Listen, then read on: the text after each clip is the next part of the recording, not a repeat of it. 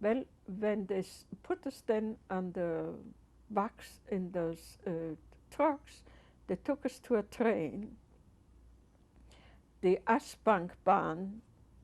That was a train that wasn't used anymore. It was an old train station, and they put us in there without any food, without anything. And next to us there was a man sitting. On the first night, he cut himself, his wrist, and died right there. That was the first night. And my mother was so clean that she didn't drink out of anybody's glass or in anybody's home. But I saw her, it was in the winter, and I saw her licking the walls of the train. She was thirsty. And then finally, I think we were on the train for 6 days. I hope I'm sure that that's how long it was. I think that's how it was. And we came to Riga, Latvia. And we got out of the train, and I was standing with my mother. And she had people were afraid with too much money, so she had a lot of diamonds.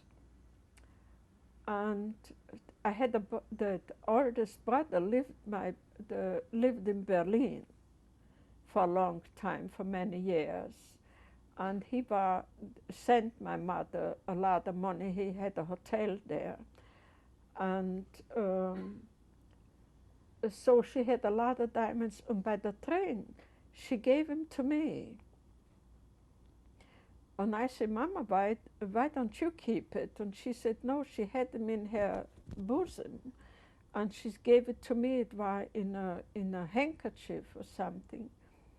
And she said, maybe it will help you. And she said, and I stayed with my mother. And as Esmond came, the Obersturmführer, his name was Roschmann. Kurt Roschmann, I think. And he told us, all the young girls, they go on one side, they will walk to the ghetto. And the elderly, she was in her 50, but that was the elderly, and she had to stay by the train, and they will come late. We will have to walk, and they will come in a truck, so they wouldn't have to walk to the ghetto.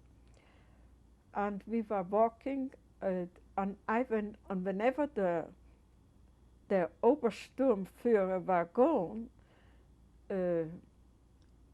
she called me back, and she said, why do you have to walk? You can ride with me. But he came always over and chased me away.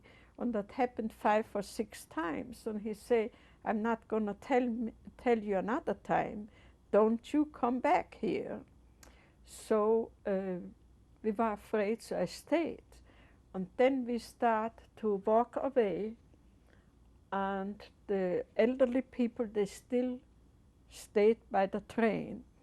We came to the ghetto, which we didn't know what was a ghetto or whatever, and we walked in, and there was a little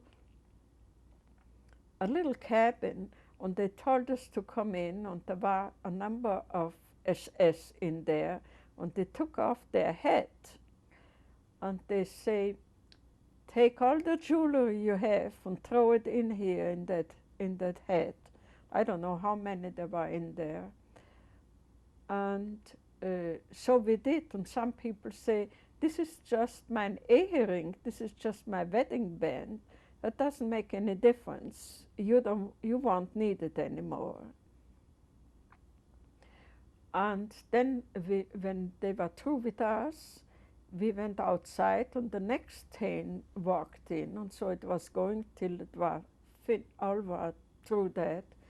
And then they took us to a house and gave us a room.